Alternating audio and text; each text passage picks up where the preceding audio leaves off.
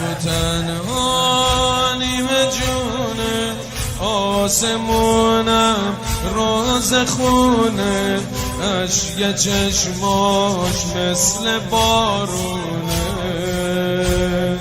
روی خاکام سر میذاره هیچ کسو اینجا نداره بی حبیب بر محمد و آل محمد صلی اللہ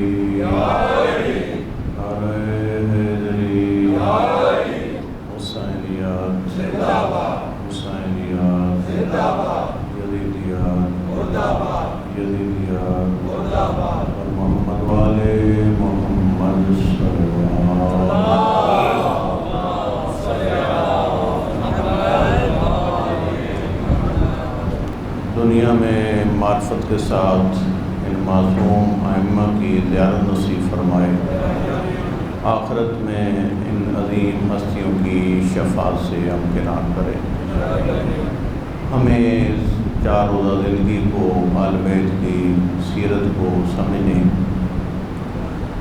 اور ان کی سیرت کی روشنی میں چار روزہ زندگی کو گزارنے کی توفیق عطا فرمائے، کیونکہ ائمہ میں سے نویں امام محمد تقی علیہ السلام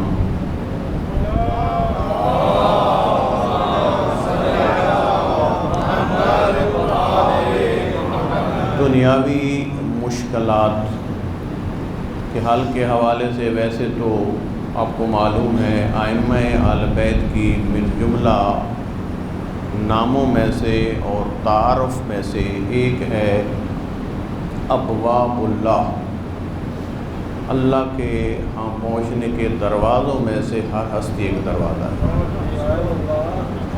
لیکن جو کچھ میں نے بزرگان سے سنا، جو کچھ کتب میں دیکھا، امام تقی علیہ السلام کی یہ خصوصیت ہے دنیاوی مشکلات کے حل کے لیے جو شخص صدق کے دل کے ساتھ امام کے مقام اور مرتبے کو سمجھ کر صحیح انداز میں متوسل ہونے میں کامیاب ہو جائے، اس کی مشکل محمد و آل محمد کے صدقے میں حل ہوتی ہے۔ لہذا دعا گو ہوں ہمارے نہایتی عزیز برادر ملک ذوالفقار صاحب، آپ کی محفلوں کی زینت رہے اور ایک بڑے خدمت گزار ہیں اس مرکز کے، اور کبھی انہوں نے نہ اپنے لباس کا خیال کیا، ہمیشہ خاکروبوں کی طرح یہاں درگاہ امام حسین میں کام کرتے رہے، مشکل سے عرصے میں مبتلا ہیں، دعا کریں آج کی شب کے اور اس عظیم شہید کے صدقے میں اللہ تعالیٰ ان کو اور اسی طرح محمد فقیر صاحب کو اور جتنے آپ کے کوئی مریض ہیں اور کوئی مشکلات میں مومنین گرفتار ہیں، آج کی شب کے صدقے میں سب کو شفائے عاجل و کاملہ عطا فرمائے، سب کی مشکلات کو حل فرمائے، سب کی محمد و آل محمد کے صدقے میں خصوصاً امام تقی کے صدقے میں پریشانیاں دور ہوں۔ اپنی توجہات کو بہتر انداز میں مبذول کرتے ہوئے بلند آواز سے صلوات پڑھ لیجیے۔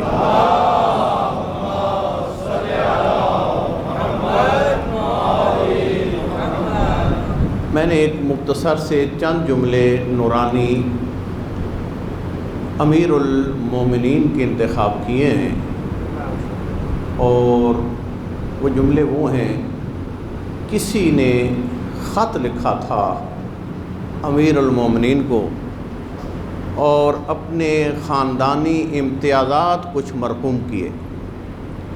جب خط امیر المومنین کے پاس پہنچا، ابھی عرض کروں گا، ظاہری خلافت امیر المومنین ہے اور آپ کوفہ میں تشریف فرما تھے، تو اس خط کے جواب میں آپ نے بتایا تو نے کس کو خط لکھا اور کس کے سامنے اپنی عظمتیں بیان کر رہا ہے۔ میں تمہیں بتاؤں میں کون ہوں، میرا خاندان کون سا ہے اور میری نسل کون سی ہے۔ اس میں حضرت نے فقط اور فقط اپنی عظمتیں بیانی، چونکہ وہاں خاندان کا تعارف تھا۔ جواب میں امیر المومنین نے عصمت سے گھرے ہوئے خاندان کا پھر تعارف کروایا۔ ذرا ان جملوں پہ غور کریں گے، اے کاش ہم ان ہستیوں کو اور اس عقیدہ ولایت کو خود ان ہستیوں کی زبان سے لیتے، آج رنگ ہی کچھ اور ہوتا۔ اس میں امام نے دیکھیں ایک ایک جملہ یقین کریں، رک جائے انسان اور قرآن و حدیث کی روشنی میں اس جملے کی تفسیر کرنی شروع کرے، کیونکہ میں آج کے شہید پہ گفتگو کرنا چاہتا ہوں، لیکن ایک تمہید وہاں سے لانا چاہتا ہوں، اور میری مجبوری یہ ہے کہ میں نہیں چاہتا تھا کہ ایک نوع معصوم کی گفتگو ہو اور وہاں تمہید بھی مجھ جیسے ناقص عقل بندے کی گفتگو ہو۔ وہاں تمہید میں جملے میں لا رہا ہوں اس ہستی کے جسے دنیا علی ابن ابی طالب کہتی ہے، جسے ایک عجیب جملہ کہا شخص نے کہ فصاحت و بلاغت کی دنیا میں ایک جملہ کہا کسی نے کہ امیر المومنین کی عصمت کی زبان سے نکلا ہوا ہر کلمہ فصاحت و بلاغت کے قوانین کے میزان پہ تلتا نظر آتا ہے۔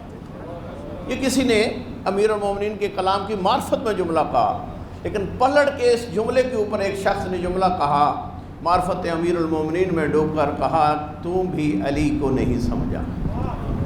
تو یہ کہہ رہے کہ امیر المومنین کی زبان سے نکلا ہوا ہر کلمہ فصاحت و بلاغت کے میزان پہ تلتا نہیں۔ علی جب اپنی زبان پہ کلمات جاری کرتا ہے فصاحت و بلاغت کے میزان رکھ دیتا ہے، جہاں سے فصاحت و بلاغت کے قوانین بنتے ہیں۔ یہ وہ عظیم ہستی ہے جس نے دنیا کو بتلایا فصیح کلام کسے کہتے ہیں، بلیغ کلام کسے کہتے ہیں۔ در علی سے دنیا نے سیکھی فصاحت و بلاغت اور بنے قوانین فصاحت و بلاغت کے۔ اس امیر کے کلام سے پیش کر رہا ہوں ان بہرا معصوم ہستیوں کا تعارف، بلکہ میں دقیق جملہ کہوں 14 معصوم ہستیوں کا تعارف ایک ایک جملے میں امیر نے فرمایا۔ سب سے پہلا جملہ یہ 14 معصوم ہستیوں کے تعارف میں جو امیر المومنین نے فرمایا، اور خط لکھنے والے کے جواب میں دیکھیں کیسی عظمتوں کا انتخاب کیا۔ پہلا جملہ ارشاد فرماتے ہیں ہم اساس الدین، کہا کہ یہ آل بیت عصمت و طہارت وہ ہیں جو دین کی بنیاد ہیں۔ پہلا جملہ کیا فرمایا؟ یہ دین کی بنیاد ہیں۔ آپ جتنی حسین عمارت تعمیر کر لیں، جتنی خوبصورت عمارت تعمیر کر لیں، جتنی بلند و بالا عمارت لے لیں، اگر اس کی بنیاد نہ ہو وہ عمارت کسی کام کی نہیں ہوتی۔ امیر المومنین بتلا رہے ہیں اور دنیا والوں تم دین میں عبادات و معاملات جتنے بھی لے آؤ، انجام دے لو، جب تک اس کی تہ میں محبت آل بیت نہیں، وہ اس عمارت کی طرح جو کھوکھلی ہے جس کی بنیاد نہیں ہوتی۔ ہم اساس الدین، وہ آل بیت عصمت و طہارت ہیں جو دین کی بنیاد ہیں، جو دین کی اساس ہیں۔ اور دوسرا جملہ آقا ارشاد فرماتے ہیں وَإِمَادُ الْيَقِينِ، کون ہے آل بیت؟ توجہ ہے آپ کی میری طرف، میں تمہید میں زیادہ آپ کو روکنا نہیں چاہتا۔ وَإِمَادُ الْيَقِينِ، اہل بیت عصمت و طہارت وہ ہستیاں ہیں۔ یہ ایک ایک فرق پہ جا کے جملے آپ فٹ کریں، بالکل اس میزان پہ تلتی ہوئی ہر ہستی نظر آئے گی۔ فرمایا وَإِمَادُ الْيَقِينِ، یہ وہ ہستیاں ہیں جو یقین کے ستون ہیں، جو یقین کے ستون ہیں۔ ذرا دیکھو نا، ستونوں پہ بلڈنگیں کھڑی ہوتی ہیں۔ میرا آقا فرماتا ہے اہل بیت عصمت و طہارت یقین کی عمارت کے ستون ہیں۔ اور قبلہ مفتی جعفر حسین نے یہاں پہ جملہ ارشاد فرمایا کہ امیر المومنین کے اس جملے سے یہ بات سمجھ میں آ گئی کہ جو شخص دامن آل بیت سے منسلک ہوتا نہیں، پوری زندگی اسے یقین کا سرمایہ حاصل ہی نہیں ہوتا۔ شکوک و شبہات، شک و تردید کی زندگی گزارتا ہے، یقین سے ہمکنار ہو نہیں سکتا، کیونکہ یقین ملتا ہے در آل بیت پہ آ کر۔ یقین کا سرمایہ در آل بیت پہ ملتا ہے۔ عام ہستی نے نہیں فرمایا، امیر المومنین نے فرمایا اس یقین کی عمارت بھی اگر قائم ہوتی اور کھڑی ہوتی ہے تو وہ اہل بیت کے صدقے میں کھڑی ہوتی ہے۔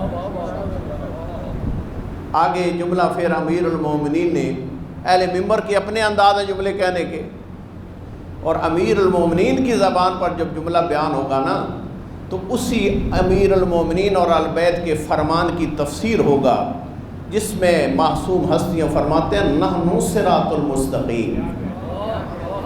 اور دنیا والوں جو صراط مستقیم کی تلاش میں ہو، ذرا سکون کے ساتھ، وہ صراط مستقیم مجسم ہوتا ہے، محمد بنتا ہے اور اس کی آل بنتی ہے۔ وہ صراط مستقیم ہم ہیں، کدھر تلاش بھٹکے ہوئے ہو، تلاش کر رہے ہو، صراط مستقیم ہم ہیں۔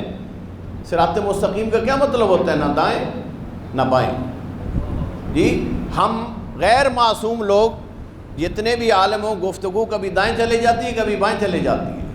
امیر المومنین درست نقطہ اعتدال دو جملوں میں بیان فرما رہے ہیں۔ یقین کریں حالات دیکھتا ہوں پاکستان میں اپنے مکتب تشیع کے، اور امیر المومنین کے اس جملے پہ پہنچا، لگتا مجھے یوں ہے کہ آج 2021 میں امیر المومنین شیعہ قوم کے پاکستان کے حالات دیکھ کر خطاب کر رہے ہیں اور ہمیں بتلا رہے ہیں کدھر جا رہے ہو، تمہارا راستہ کیا تھا۔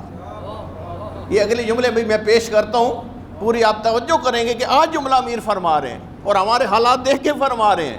جملہ امیر المومنین فرماتے ہیں الیہم، کون آل بیت؟ الیہم یفی الغالی، فرمایا جس نے ہماری شان کو بڑھا دیا اسے پیچھے پلٹ کے آنا ہوگا۔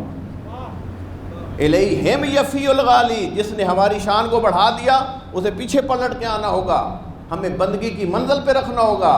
لیکن یہاں رکا نہیں ہے جملہ، اگلا جملہ سنیں، وَبِهِمْ يَلْحَقُ التَّالِي، جس نے ہماری شان گھٹائی ہے اسے اس مقام پہ ہمیں رکھنا ہوگا جس مقام پہ خدا نے ہمیں رکھا ہے۔ دونوں نقطۂ انحراف ہیں، دونوں نقطۂ انحراف ہیں۔ اگر ان کی شان بڑھا کر خدا سے ملاتے ہو یہ بھی انحراف ہے، اور اگر ان کی شان گھٹا کے اپنے جیسا کہتے ہو یہ بھی راہ انحراف ہے۔ جی اپنے ان بچوں تک بات پہنچانے کے لیے ذرا سلیس کر کے بیان کروں، یہ ممبروں پہ کیونکہ باتیں ہو رہی ہیں، ایسے نہ ہو میں بھی واہ واہ کرا کے چلا جاؤں، بات ایک بھی پلے نہ پڑے۔ ایک لفظ بہت استعمال ہو رہا ہے ممبروں پہ، ادھر سے ایک لعنت ہو رہی ہے غالیوں پہ اور ادھر سے لعنت ہو رہی ہے مقصرین پہ۔ مقصرین کسے کہتے ہیں اور غالی کسے کہتے ہیں؟ غالی اسے کہتے ہیں جو آل بیت کو خدا سے ملا دیتے ہیں، اور مقصر وہ ہیں جو آل بیت کو اپنے جیسا سمجھتے ہیں۔ درست نقطہ مکتب آل بیت کا جو معصوم ائمہ کی زبان سے نکلا ہے، مکتب تشیع کا تعلق نہ غالیوں سے ہے نہ مقصرین سے ہے۔ اور درست نقطہ سمجھیے، آج کی مجلس شاید اسی نقطہ اگر سمجھ میں آ جائے تو یہ بھی ایک بہت بڑا نتیجہ ہو جائے گا۔ نقطہ سمجھ لیجئے، مکتب آل بیت مکتب صراط مستقیم ہے، درست نقطہ اعتدال ہے۔ اور وہ نقطہ اعتدال کیا ہے کہ آل بیت عصمت و طہارت نہ اس جیسے ہیں نہ ہم جیسے ہیں، یہ پوری کائنات میں اپنی مثال آپ ہے۔ بات سمجھ آ گئی یا نہیں؟ نہ یہ اس جیسے ہیں غالی بن جاؤ گے، نہ ہم جیسے ہیں مقصر بن جاؤ گے، نہ غالیوں کا مکتب اہل بیت سے تعلق ہے نہ مقصرین کا مکتب اہل بیت کے ساتھ تعلق ہے۔ یہ اس کائنات میں اللہ نے ان کو اپنی مثال آپ بنایا ہے۔ اور یہ جملہ میرا نہیں، زیارت جامعہ کے پڑھتے ہیں نا، زیارت جامعہ، اس کے آخری حصے میں جانا، آخری حصے میں جا کر وہاں پہ آپ نے دعو العرض کے اعمال بھی کیے ہوں گے، وہاں پہ جو صلواتیں تھیں اس کے اندر بھی بالکل یہی مقام اور مرتبہ بیان ہوا ہے۔ اور زیارت جامع کے آخر میں امام نقی کا یہ پوری زیارت پتہ تعلیم دی شدہ ہے، اس میں امام علیہ الصلوۃ والسلام نے فرمایا میرے اللہ میں تیرے حضور میں واسطہ دیتا ہوں محمد کا اور اس کی آل، اور اے میرے اللہ اس کائنات میں اگر تو نے کوئی گھرانہ محمد و آل محمد سے بڑھ کر خلق کیا ہوتا تو میں نقی امام پھر محمد و آل محمد کا واسطہ نہ دیتا، اس گھرانے کا واسطہ دیتا۔ لیکن میری نگاہ میں اس پوری کائنات میں محمد و آل محمد سے بڑھ کر کوئی ہستیاں تو نے خلق ہی نہیں کی، لہذا میں واسطہ تیرے حضور دیتا ہوں محمد کا اور اس کی آل۔ یہ اپنی مثال پھر آپ ہیں یا نہیں؟ بات سمجھ آ رہی ہے یا نہیں؟ لہذا محترم اس بات کو سمجھیے امیر المومنین کے کلام سے۔ امیر المومنین آج بھی فرما رہے ہیں نہ ادھر جاؤ نہ ادھر جاؤ، نہ اپنے آپ کو غالی بناؤ نہ مقصر بناؤ، درست ہم جو اپنے آپ کو پیش کر رہے ہیں اس طرح ہمارے بارے میں عقیدہ رکھو۔ اور آگے پھر امیر المومنین نے، دنیا والے کہتے ہیں کہ امیر المومنین نے کہاں پہ اپنا حق بیان کیا؟ میں کہہ رہا ہوں آنکھیں کھولو، ذرا نہج البلاغہ کو پڑھو، نہ فقط اپنا حق بلکہ اپنے 11 معصوم بیٹوں کا حق بھی امیر المومنین نے ایک لفظ میں بیان کر دیا۔ اور یہ تو رائے امتیاز ہے نبی کا اور علی کا، جملے کم ہوتے ہیں اور محتوا اور مضمون اس میں سمندر جتنا ہوتا ہے۔ ایک جملہ فرمایا لہم حق الولایہ، فرمایا بعد المصطفیٰ اس کائنات پر کسی کو حکومت کا حق ہے تو وہ فقط آل محمد ہے۔ لہم حق الولایہ، اس اللہ کی دھرتی پر کسی کو اگر حق حکومت ہے وہ کون ہے؟ آل محمد، لہم آل محمد۔ اور آگے فرمایا جملہ کہ حق ولایت کہاں سے ان کے پاس آیا، حق حکومت کہاں سے ان کے پاس آیا؟ اگلا جملہ تفسیر کر رہا ہے فیہم الوراثۃ والوصیۃ، فرمایا یہ آل محمد ہی ہیں جن کے بارے میں نبی پاک نے وصیت کی تھی، اور فرمایا یہ آل محمد ہی ہیں بعد مصطفیٰ جو محمد کے حقیقی وارث ہیں۔ اب بھی کوئی بات رہ جاتی ہے؟ میں نے کوئی تشریح کی ہے؟ میں فقط جملے پڑھ رہا ہوں۔ فیہم الوراثۃ والوصیہ، نہ فقط امیر المومنین نے اپنا حق بیان کیا بلکہ بتا دیا آج میں وارث منبر رسول ہوں اور میرے بعد میرے 11 معصوم بیٹے اس مسند کے وارث ہیں۔ 11 بیٹے اس مسند کے وارث ہیں۔ کیوں؟ فیہم الوراثۃ والوصیہ، کیونکہ نبی کے حقیقی وارث یہی ہیں، اور نبی کی اگر وصیت ہے تو وہ بھی انہی 12 کے بارے میں تھی۔ اگلا جملہ بھی بیان کروں، جملے کا لب و لہجہ دیکھیے، کاش تھوڑا سا عربی ادب کا ذوق رکھتے ہوتے اور آپ محظوظ ہوتے کہ کیا لفظوں کا انتخاب ہے۔ میرے آقا فرماتے ہیں الآن اذ راجع الحق الی مقامہ، الآن اذ راجع الحق و مقامہ، میرا آقا فرماتے ہیں اب حق پلٹ کے درست اپنے محور پہ آیا ہے۔ اللہ اکبر، بہت بڑا پیغام جملے میں میرے آقا نے بتا دیا۔ اذ راجع الحق الی مقامہ، فرمایا اب، الان اب، یعنی ابھی حق پلٹ کے درست اپنے محور پہ آیا۔ وَيَنْتَقِلُ إِلَىٰ مُنْتَقِلِهِ، اور جس جگہ پہ اس کو آنا چاہیے تھا اسی جگہ پہ آیا۔ وَيَنْتَقِلُ إِلَىٰ مُنْتَقِلِهِ، یہی تو بات ہے۔ ابن ابی الحدید شارح نہج البلاغہ کہتا ہے کہ جو ہی امیر المومنین ظہری خلافت کی مسند پہ آئے تو آپ کا عاشق صحصح بن سہان کی نظر پڑی۔ صحصح بن سہان نے دیکھا آج مسند رسول کی عظمت دوبالا ہو گئی ہے، اور دیکھیے معرفت امیر المومنین میں ڈوب کے کیا جملہ فرمایا، جس کو ابن ابی الحدید اہل تسنن کے عالم میں انہوں نے نقل کیا۔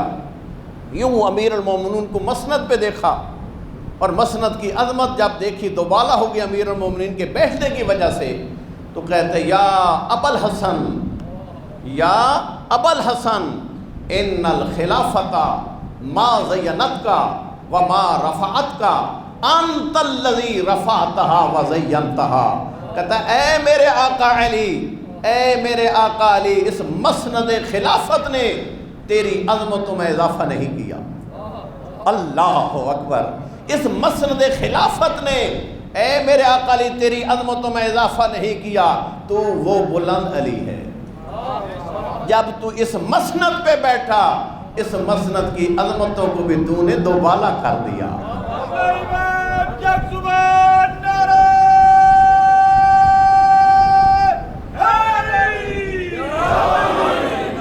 مسند کی عظمتوں کو بھی تو نے دوبالا کر دیا۔ تو بات سمجھ آئی ہے؟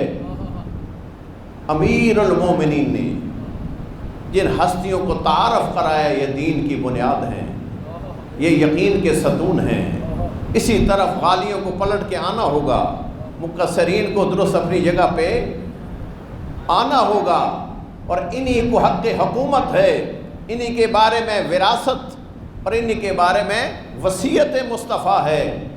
اسی ہستیوں میں سے ایک ہستی ہے نوع امام۔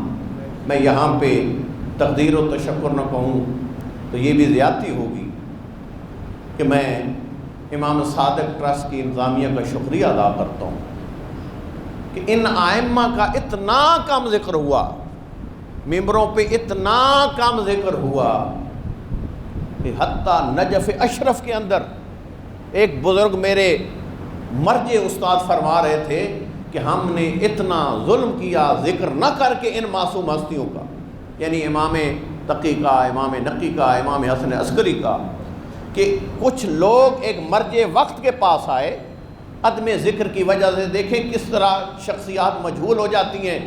توجہ ہے میری طرف؟ کہتے ہیں مرجع وقت کے پاس کچھ لوگ آئے، کہا آقا ہم حاضر ہوئے ہیں کہ جب ہمیں بچوں کو نام یاد کرانے ہوتے ہیں 12 ائمہ کے تو اس میں آ جاتے ہیں نقی اور تقی، بیچ میں تقی اور نقی بھی آتے ہیں۔ ہماری خواہش یہ ہے کہ اس تقی اور نقی کو نکال دیں اور اس میں عباس اور اکبر کو رکھ دیں۔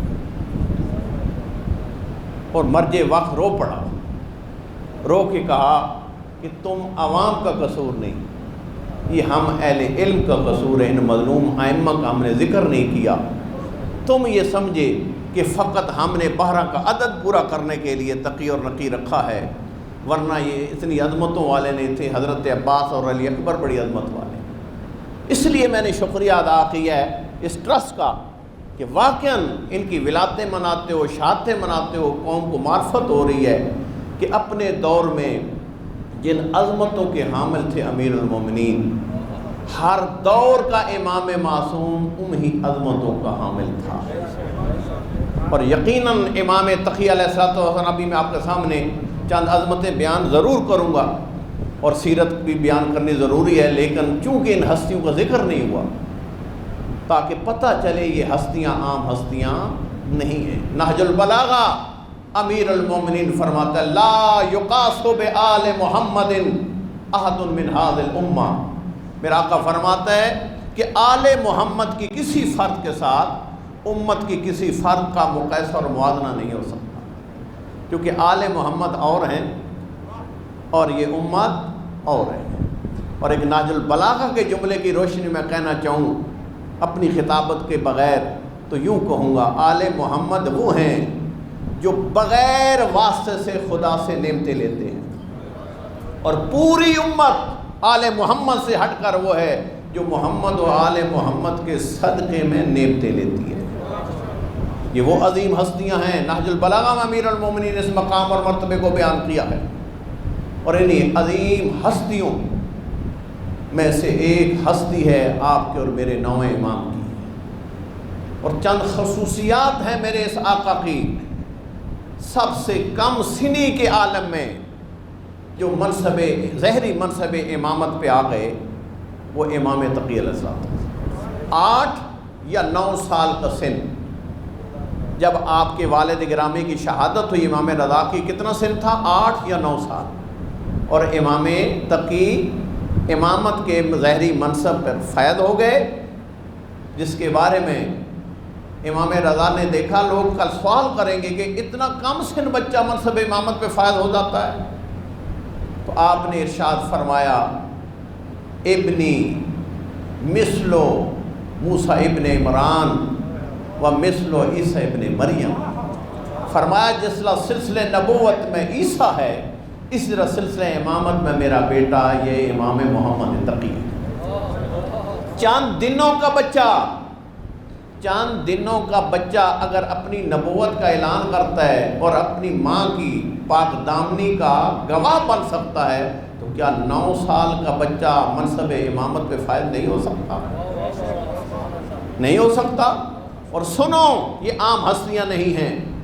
حکیمہ خاتون فرماتی ہیں جب وقت ولادت امام کا ہوا، مجھے میرے بھتیجے امام رضا نے کہا پھوپھی اماں آج ہمارے گھر خوشخبری آنے والی ہے اور عام مولود نہیں ہے، اعظم المولود اعظم برکتن، عظیم بابرکت مولود میرے گھر قدم رکھنے والا، عظیم بابرکت۔ اور جملہ اگلا بھی پڑھوں، فرمایا بے ابی و امی، امام رضا فرماتے ہیں میرے ماں باپ قربان ہو جائیں، اس مولود پر میرے ماں باپ قربان ہو جائیں۔ یہ لفظ بہت کم آپ کو ملے گا ائمہ کی زبان پر، میرے ماں باپ اس مولود پہ قربان ہو جو بڑا بابرکت ہے۔ جی خاتون فرماتی ہیں چراغ روشن تھا، میں اس کمرے میں موجود تھی آپ کی والدہ گرامی کے ساتھ، جب وقت ولادت آیا چراغ بجھ گیا اور میں نے دیکھا ایسا نور ساطع ہوا جس نے پورے کمرے کو منور کر دیا۔ اتنے میں نے دیکھا کہ رضا کا لال ابن الرضا، امام کا کنیت بڑی مشہور ہے، ابن الرضا اللہ کی دھرتی پہ قدم رکھ چکا تھا، یا اگر اجازت حجت خدا اللہ کی زمین پر قدم رکھ چکا تھا۔ بی بی فرماتی ہیں میں حیران ہو گئی، جا کے بھتیجے امام رضا کو کہا یہ عجیب مولود ہے، میں نے آج تک ایسا نور نہیں دیکھا جو آج دیکھا۔ تو امام رضا نے تبسم کر کے فرمایا یہ ابھی آپ نے کم دیکھا، پھوپھی اماں آپ نے ابھی یہ کم منظر دیکھا ہے، آگے جب چلیں گی تو اس کے وجود پر نور سے آپ معجزات نکلتے ہوئے دیکھیں گی۔ اور دیکھیے تیسرا دن آیا، تیسرا دن، آج میں روایت کے اندر دیکھ رہا تھا تیسرا دن، تو یہی جناب حکیمہ خاتون کہتی ہیں میں نے یہ منظر دیکھا۔ یہی امام محمد تقی 3 دن کا ہے ظاہری جو زندگی تھی اس دھرتی پہ قدم رکھے ہیں، دونوں ہاتھ اللہ کی زمین پر حجت خدا نے رکھے اور یوں نگاہ آسمان کی طرف کر کے ایک دفعہ دائیں طرف دیکھا اور ایک طرف بائیں طرف دیکھا۔ جملہ سنیے، حکیمہ خاتون کہتی ہیں نہایتی عربی فصیح لب و لہجے میں، جی نہایتی فصیح عربی لب و لہجے میں، یہ یاد رکھنا یہ فصیح لہجے یہاں کے بناتے نہیں، اللہ سے لے کے آتے ہیں۔ بی بی کہتی ہے نہایتی فصیح لب و لہجے میں آسمان کی طرح رخ کر کے کہہ رہے تھے اشہد اللہ الہ الا اللہ و اشہد ان محمدن عبدہ و رسولہ۔ آپ نے فرمایا میں گواہی دیتا ہوں خدا کے علاوہ کوئی معبود نہیں۔ توجہ ہے کوئی میری طرف؟ 3 دن کا بچہ اعلان کرے میں گواہی دیتا ہوں اللہ کے علاوہ کوئی معبود نہیں، میں گواہی دیتا ہوں محمد مصطفیٰ اللہ کا رسول بھی ہے اور بندہ بھی ہے۔ یہاں اگر اجازت دیتی تو میں جملہ کہہ دیتا کہ جس کا 3 دن کا پوتا اللہ کی وحدانیت کی گواہی دیتا ہے تو اس کے دادا کے بارے میں بحث کرتے ہو وہ اسلام کب لایا تھا؟ 3 دن کا بچہ اللہ کی وحدانیت کی گواہی دیتا ہے، تم یہ ویسے چھیڑتے ہو، اپنوں کے بارے میں سوچو۔ یہ ہستیاں مواحد ہی پیدا ہوئی ہیں، نہ فقط مواحد، یہ کائنات کو موحد بنانے آئی ہیں۔ تاریخ لکھتی ہے چند دنوں کے ہیں، ابھی چند دنوں کے، راوی کا نام ہے محمد، مکہ کی سرزمین ہے، امام رضا مکہ پہ موجود ہیں۔ پتہ چلا امام رضا کے گھر ایک عام مولود نہیں آیا، نامہ حجت خدا آ چکا ہے۔ ٹھیک ہے، مبارکبادی پیش کرتا ہے، کہتے ہیں آقا میرا دل چاہ رہا ہے، میرا دل چاہ رہا ہے میں دیدار کروں اس جمال کا جا کر، لیکن میں چاہ رہا ہوں کچھ آپ مجھے نوشتہ لکھ کے دیں۔ امام نے لکھا نوشتہ، اور ساتھ اس شخص کی یہ کنڈیشن تھی، بینائی نہیں تھی۔ کہا آقا میں جمال کا نظارہ کرنا چاہتا ہوں، ساتھ تحفہ بھی لوں گا، آپ سے نہیں، آپ کے کم سن بیٹے سے جا کے لوں گا۔ عقیدت دیکھے، عقیدت دیکھے، پورے اطمینان کے ساتھ مکہ کی سرزمین پر حجت خدا امام رضا موجود ہے۔ یہ نہیں کہتا کیا امام رضا وہاں نئی نظریں دے سکتے، بینائی نہیں دے سکتے تھے؟ یہ دنیا والوں کو سمجھانے کے لیے کہ آپ ایک تحریر دیں، میں جاؤں گا جمال امام محمد تقی کا نظارہ کروں گا، لیکن خود امام تقی کے معجزے کے ساتھ، بینائی تو تھی نہیں۔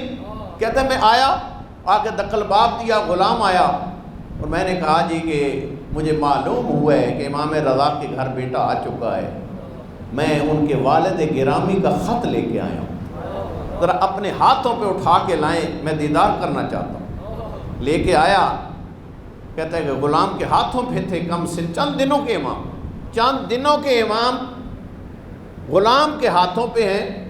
اور یہ محمد نامی شخص کہتا ہے میں نے خط دیا غلام کو، اتنے میں امام علیہ السلام نے فصیح زبان میں کہہ رہے میں نے جو ہی آئے سلام کیا، فصیح لب و لہجے میں امام میں چند دنوں کے امام نے میرا جواب دیا، اور جس نے میرے اندر ایک ایمان کی لہر دوڑا دی۔ جواب سن کے میرے اندر ایمان کی لہر دوڑ گئی، اور میں نے خط جب پیش کیا، خط پڑھ کے امام نے تبسم فرمایا، تبسم فرما کے فصیح عربی لہجوں میں کہتے ہیں یا محمد ادنو منی، ادنو منی، اے محمد ذرا میرے قریب آ، اے محمد ذرا میرے قریب آ۔ کہتا ہے میں نے یہ نہیں کہا مجھے بینائی کی بھیک چاہیے، سنو، میں نے نہیں کہا مجھے بینائی کی بھیک چاہیے، فرمایا قریب آ، قریب آ۔ میں قریب گیا، کم چند دنوں کے بچے نے میری آنکھوں پہ یوں ہاتھ پھیرا، اور اذن پروردگار سے میری بینائی آئی، اور اس اللہ کی دھرتی پر، جملہ سنیے، اس اللہ کی دھرتی پر امام محمد تقی کے معجزے سے ملی ہوئی آنکھوں کے ذریعے سب سے پہلے میں نے جمال محمد تقی کا نظارہ کیا، جمال امام محمد تقی کا نظارہ کیا۔ اور اب پھر کہا آقا نے کیسی گزر رہی ہے؟ کہا آقا آپ کی محبت میں گزر رہی ہے، اور آپ جیسے جس کے پیشوا ہوں انہیں پریشانی ہی کیا ہے، اور پریشانیوں کی پرواہ ہی کیا، اور کسی چیز کی ضرورت نہیں۔ آقا ایک عظیم نعمت لے کے جا رہا ہوں، اپنے حجت خدا کا دیدار کر کے جا رہا ہوں۔ ابھی 15 ماہ کے ہوئے، راوی کہتا ہے 2 شخص پھر امام رضا سے مکہ میں ملے، کہا آقا بڑا دل چاہ رہا ہے کہ ہم اپنے نویں حجت کا دیدار کریں، لیکن کوئی مرکوب فرما دے، رکا دے دے۔ آپ نے تحریر دی، جملہ میں فرق ہے اس لیے میں جملہ پیش کر رہا ہوں۔ اس میں 2 شخصوں میں سے دونوں عاشق ہیں، ایک نابینا ہے ایک بینائی والا۔ آئے اور آ کے دقل باب دیا، غلامی دروازے پہ آیا، کہا جی ہم دیدار کے لیے آئے ہیں۔ کہا کس کے دیدار کے لیے؟ کہا امام ابن رضا، امام محمد تقی کے دیدار کے لیے۔ اتنے میں غلام اٹھا کے لایا تو کہتا ہے یہ شخص، ہم نے سلام کیا، فصیح و بلیغ انداز میں امام نے جواب دیا۔ یہ شخص کہتا ہے، جملہ سنیے، آقا میری بینائی نہیں ہے، آقا میری بینائی نہیں ہے، لیکن مجھے اللہ نے یہ توفیق دی ہے، میرا عقیدہ امامت اتنا مضبوط ہے کہ میں آپ کے جد امجد امام موسیٰ کاظم کے حضور گیا، بینائی نہیں تھی، میں نے کہا آقا آپ کے صدقے میں مجھے یقین ہے مجھے بینائی مل سکتی ہے، لیکن مجھے پوری زندگی کی بینائی نہیں چاہیے، فقط اتنی چاہیے کہ آپ کا دیدار کروں۔ سنو، ایسے عاشق گزرے، اور کہا آقا مجھے ہمیشہ کے لیے بینائی نہیں چاہیے، اتنی چاہیے کہ ایک دفعہ آپ کا دیدار کروں، پھر میری بینائی ختم ہو۔ کہتے یہی ہوا، اور فرمایا، کہتا ہے آقا پھر آپ کے والد گرامی کا دور امامت آیا، میں ان کے حضور اسی مدینہ میں آیا ہوں، اور میں نے ان کے حضور التجا کی کہ میں آپ کے والد گرامی کے پاس آیا تھا، اور میں نے بھیک مانگی تھی چند لمحوں کے لیے بینائی کی، اور ان کے صدقے میں مجھے بینائی ملی، میں نے دیدار کیا، بینائی ختم ہوئی، اور آپ کے والد گرامی کے صدقے میں بھی اللہ نے مجھے بینائی عطا کی، میں نے جمال امام رضا کا بھی دیدار کیا، اور کہا آقا آج وہی التجا کر رہا ہوں جو آپ کے جد کی خدمت میں کی ہے، جو آپ کے والد گرامی کے حضور کی ہے، آپ کے صدقے میں چند لمحوں کی بینائی مل سکتی ہے تاکہ میں جمال محمد تقی کا دیدار کر لوں۔ راوی کہتا ہے ادھر سے اس کی جملہ کہنا تھا، اتنے میں امام نے اپنے ہاتھوں سے اشارہ کیا اس کی آنکھوں کی طرف، اور بینائی آ گئی، آپ کے جمال کا دیدار کرتا ہے۔ جمال کا دیدار یوں ہی کیا، اور کہتا ہے آقا الحمدللہ رب العالمین، اللہ تعالیٰ نے مجھے ایسے عظیم پیشوا اور امام بنا، مجھے اس سے زیادہ بینائی نہیں چاہیے، اور اتنی میرے لیے بینائی کافی ہے۔ میں اس دیدار کا مشتاق ہوں کہ میں نے اس جمال کا بینائی کے ساتھ دیدار کر لیا۔ تحریک کہتی ہے اس امام کے حوالے سے اگر مجھے اجازت دے، میں بڑی خوبصورت شیخ مفید علیہ الرحمہ نے روایت پیش کی ہے، میں نے آپ کا ٹائم بھی کافی لے لیا ہے، بس ایک روایت آپ کی اذان کے حوالے کرتا ہوں، 2 جملے توسل کے کہتا ہوں، بلند آواز سے آپ صلوات پڑھ لیجیے۔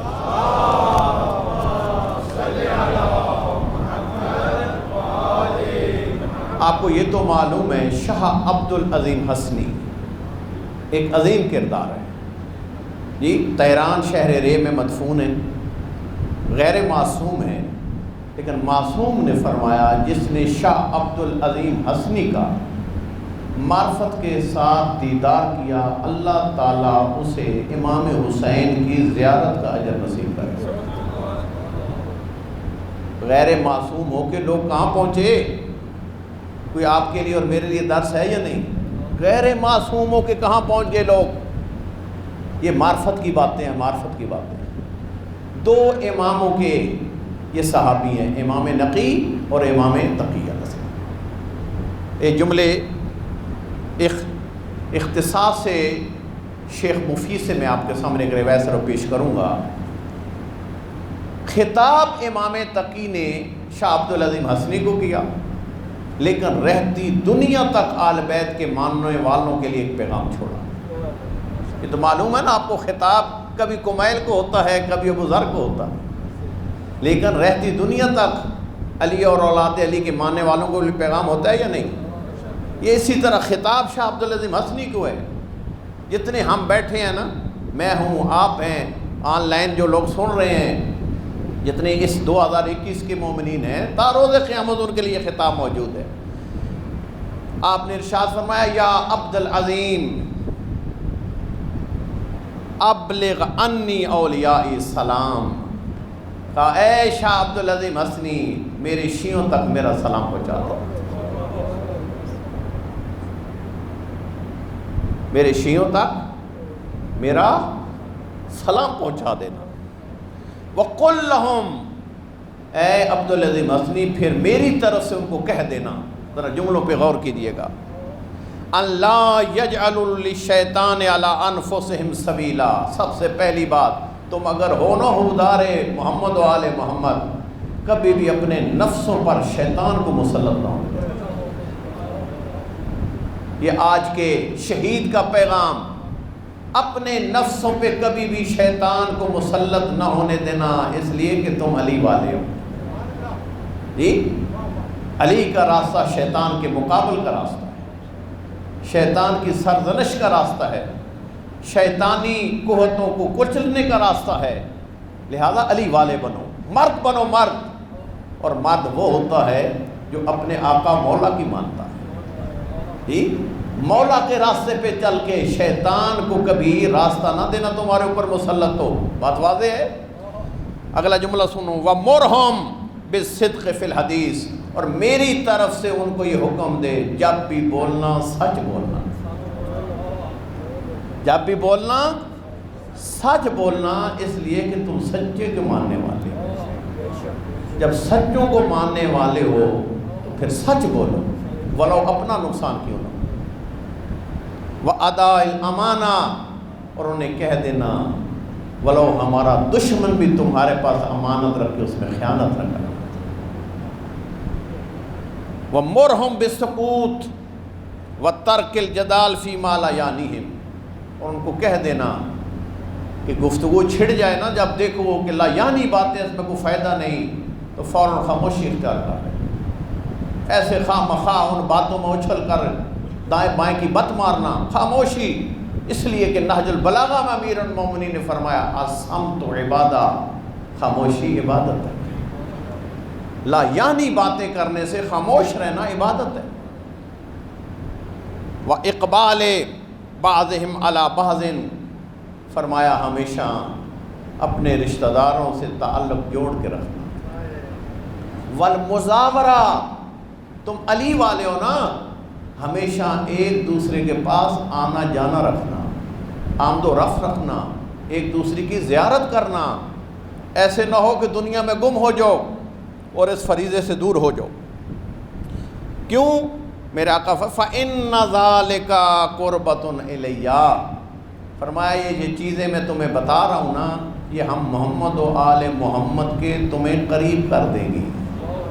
یہ نسخہ ہے محمد و آل محمد کے قریب ہونے کا، شیطان کو دور اور موالیوں سے عہدیداروں سے ساتھ آمد و رفت، صلہ رحمی اور خاموشی، یعنی باتوں میں نہیں پڑھنا، تاکہ تمہیں محمد و آل محمد کا قرب۔ اگر کوئی پوچھے محمد و آل محمد کے قرب کا نسخہ کیا ہے، تو آپ کے آج کے شہید امام تقی نے بتا دیا۔ سنیے جملہ، وَلَا يَشْغُلْ أَنفُسَهُم بِالتَّمْزِيقِ بَعْضٍ بَعْضًا، فرمایا اپنے آپ کو اس دنیا میں ہو علی والے اور ایک دوسرے کے ساتھ دشمنی کرتے ہو، اس میں مت مصروف کرو اپنے آپ کو۔ میں سختی سے تمہیں منع کر رہا ہوں آپس میں دشمنی نہ کرنا۔ فَإِنِّي عَلَيْتُ عَلَى نَفْسِي أَنَّهُ مَنْ فَعَلَ ذَلِكَ وَأَسْقَطَ فَإِنِّي عَلَيْتُ عَلَى نَفْسِي وَأَسْقَطَ وَلِيًّا مِنْ أَوْلِيَائِي دَعَوْتُ اللَّهَ لِيُعَذِّبَ فِي الدُّنْيَا، فرمایا کہ اگر میری باتوں پہ تم نے عمل نہ کیا، میں نے کہا ہے کہ موالیوں سے محبت، آنا جانا، دشمنی نہیں رکھنی، تم نے برعکس کیا تو سن لو میری بات۔ امام معصوم فرما رہے ہیں کہ پھر میں بھی، یاد رکھو کہ جب تم میرے محبوں سے ناراضی کرو گے، دشمنی کرو گے، ناراضگی کرو گے، دعوت اللہ، یاد رکھو میں حجت خدا ہوں، میں پھر رخ خدا کی طرف کروں گا۔ لِيُعَذِّبَهُ فِي الدُّنْيَا أَشَدَّ الْعَذَابِ، جو ان باتوں پہ عمل نہ کرے میں خدا سے کہوں گا اے میرے اللہ ان پر شدید عذاب نہ دو، فی الدنیا وفی الآخرت فی الخاسرین، دنیا میں شدید عذاب اور آخرت میں ان کو خاسرین میں قرار دے جو ان باتوں پہ عمل نہ کرے۔ سنیے، وَعَرِّفْهُمْ أَنَّ اللَّهَ قَدْ غَفَرَ لِمُحْسِنِهِمْ، اے شاہ عبدالعزیز حسنی میری طرف سے یہ بات میرے موالیوں تک پہنچا دینا، عاشقوں تک پہنچا دینا۔ اور وہ کیا کہ خدا بند متعال تم میں سے جو نیک لوگ ہو ان کو یقیناً معاف کر دے گا، اس پر ایمان رکھو، خدا یقیناً معاف کر دے گا۔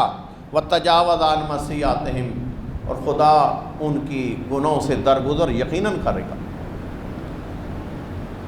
اللہ، یہ بس اس کے لیے میں نے روایت پڑھی ہے، اللہ درگزر کرے گا، اللہ یقیناً آپ لوگوں کو جو نیک لوگ ہیں ان کی مغفرت فرمائے گا، اللہ، سوائے چند بندوں کے جو امام تقی نے فرمایا ہے جن کی مغفرت کا کوئی امکان نہیں۔ اللہ من اشرک بھی، جو خدا سے شرک کرتا ہے اس کی معافی تلافی کا کوئی امکان، کوئی سن رہے ہو میرے جملے؟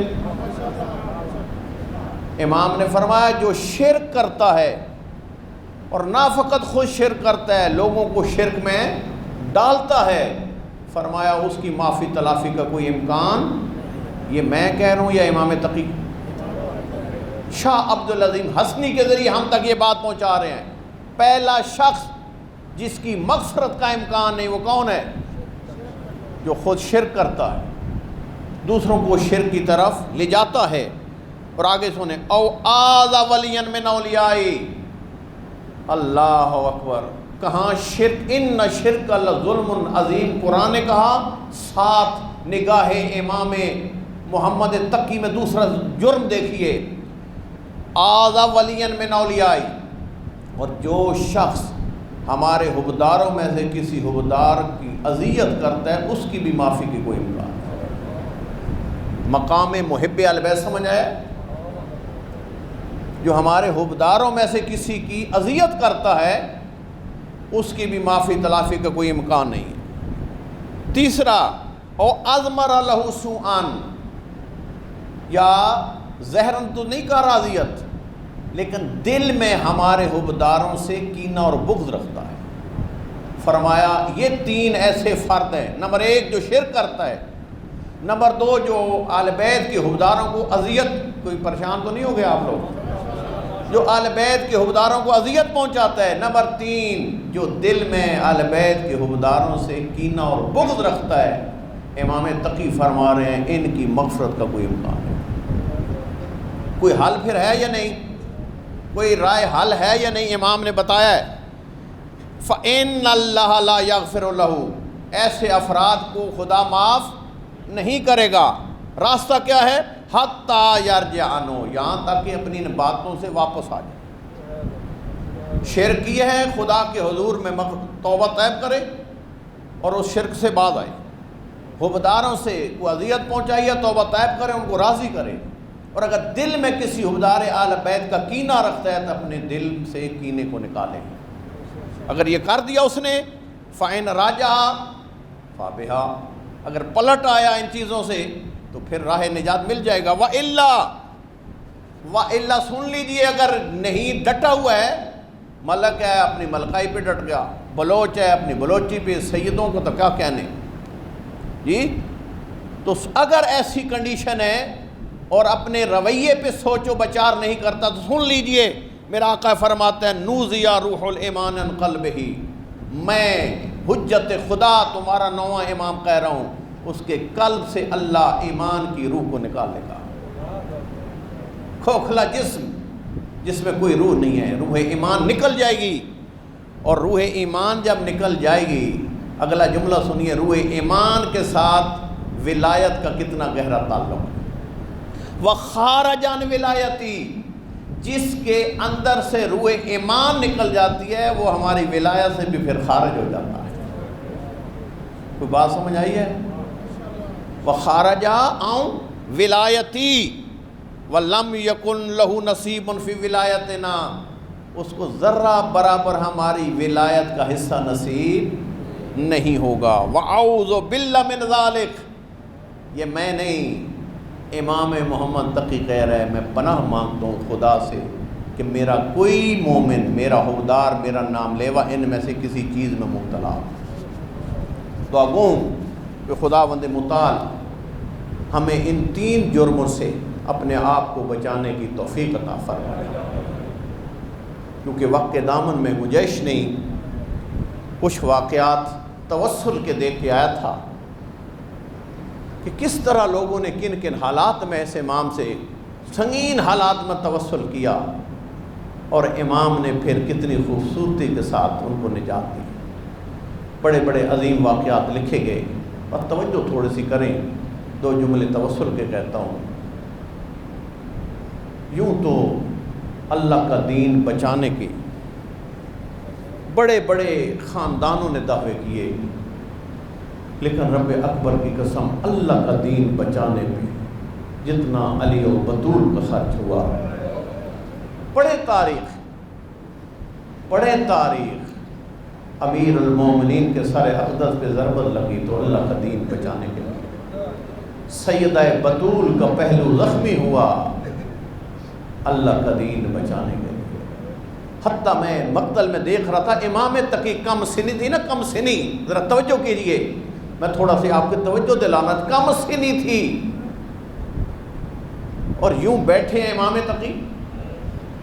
امام رضا آئے، کہا اٹھو میرا لال، نہیں اٹھے، پھر کہا اٹھو میرا لال، نہیں اٹھے، تیسری مرتبہ کہا کیوں نہیں اٹھتا جی، یوں اٹھنے لگے نا تو امام تقی رو کے کہتے ہیں مجھے اپنی جدہ کا پہلو کا زخم یاد آ گیا،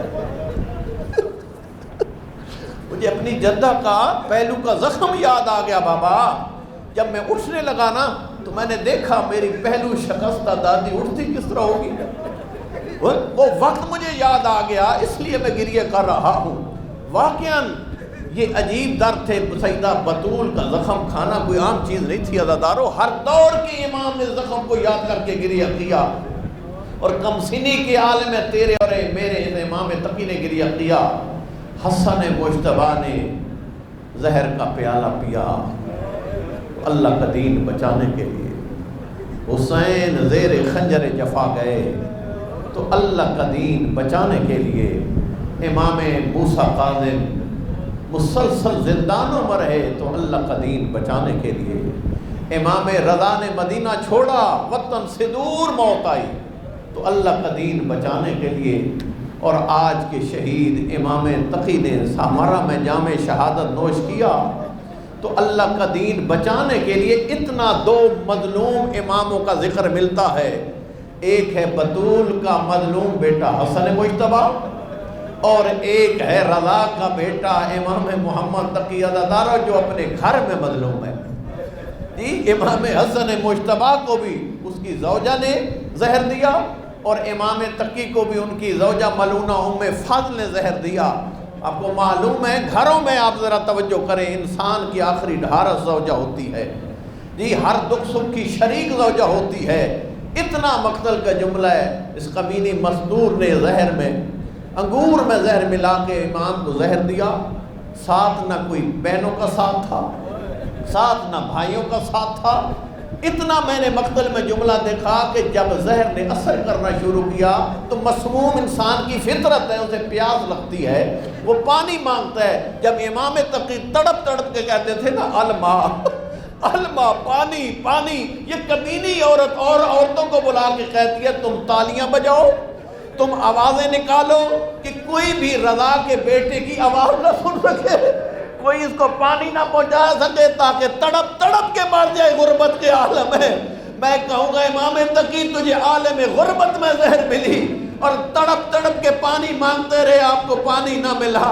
لیکن میں کہوں گا اے امام حسن مجتبیٰ آپ بھی بڑے مظلوم تھے، آپ بھی گھر میں مسموم ہوئے، امام تقی بھی گھر میں مسموم ہوئے، لیکن بڑا فرق ہے امام حسن مجتبیٰ آپ جب مسموم ہوئے تو آپ کا سر اقدس حسین جیسے معصوم کی آغوش میں تھا، اور آپ کے اوپر زینب کبریٰ جیسی بہنیں تھیں، اور آپ کو وفادار ام فروہ جیسی زوجہ ملی، اور میرے درود و سلام ہو امام تقی کی غربت پر۔ اتنا عزادار و مقتل نے جملہ لکھا، ایک مشابہت میرے اس مظلوم امام کی امام حسن کے ساتھ ہے، ایک دوسرا جملہ کہنا چاہتا ہوں جو مقتل نے لکھا، ایک مشابہت کربلا کے غریب کے ساتھ۔ آپ نے آج تک سنا ہے کہ ایک مظلوم امام ہے، ایک بطول کا بیٹا ہے جس کا لاشا 3 دن بے گور و کفن کربلا میں رہا۔ پڑھ لیجئے علماء سے سن لیجئے، امام تقی وہ مظلوم ہے جس کا لاشا 3 دن تک بے گور و کفن رہا، نہ کفن ملا، عزادارو 3 دن تک کوئی نہ دفن کرنے والا تھا۔ لیکن میں کہوں گا اے امام تقی تیرا لاشا 3 دن بے گور و کفن ضرور رہا، لیکن بعید نہیں پرندے آ کے سائے کرتے ہو، یہ سمجھ گئے یہ حجت خدا کا لاشا ہے۔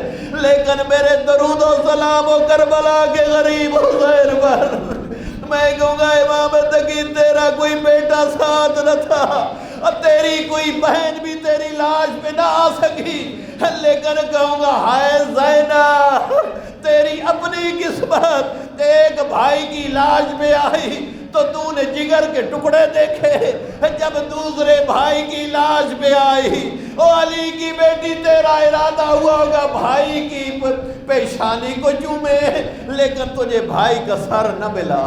اے علی کی بیٹی تیرا یہ ارادہ ہوگا بھائی کے سینے پہ بوسے دے، اور لیکن تجھے زخموں سے خالی سینہ نہ ملا۔ اتنا مقتل کہہ دیا عزادارو، جب آیا نا حسین بن اسود کندی مختار سقفی کے دربار میں گرفتار ہو کر، مختار نے کہا نہیں ذرا یہ بتا تو نے ظلم کیا کیا؟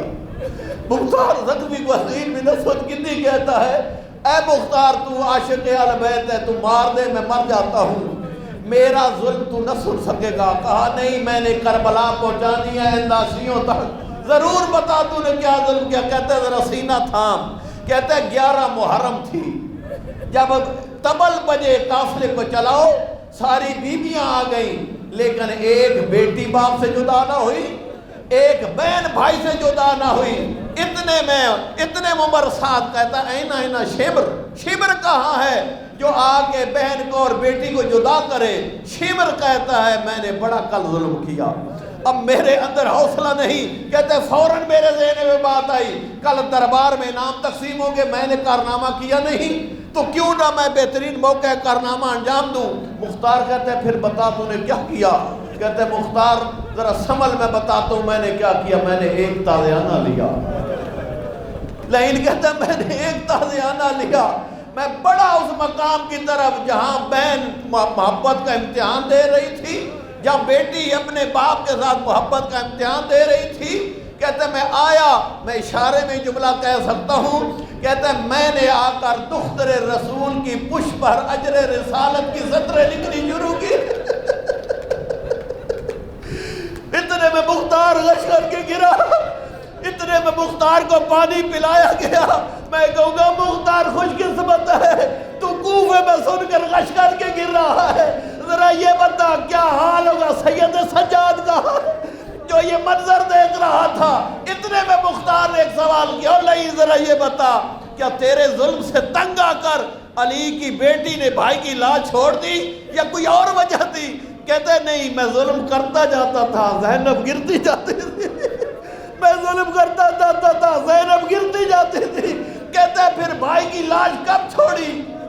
کہتا ہے میں نے ایک منظر دیکھا، زینب نے سر اٹھایا، سید سجاد کے چہرے پہ نگاہوں کو جمایا، دیکھا سید سجاد کے چہرے کے رنگ بدل رہے ہیں. اتنے میں کہتی ہے سجاد تو بھی میرا ساتھ چھوڑ رہا ہے، اور میرے لال تو نے میرے ساتھ کوفہ و شام جانا ہے. جتنے میں سجاد کہتا ہے بوبی ابا میری خاطر میرے بابا کی لاش کو چھوڑ دے. تنهانی به جون آسمونم روز خونه اشک چشماش مثل بارونه روی خاکم سر میذاره هیچ کسو اینجا نداره بی حبیب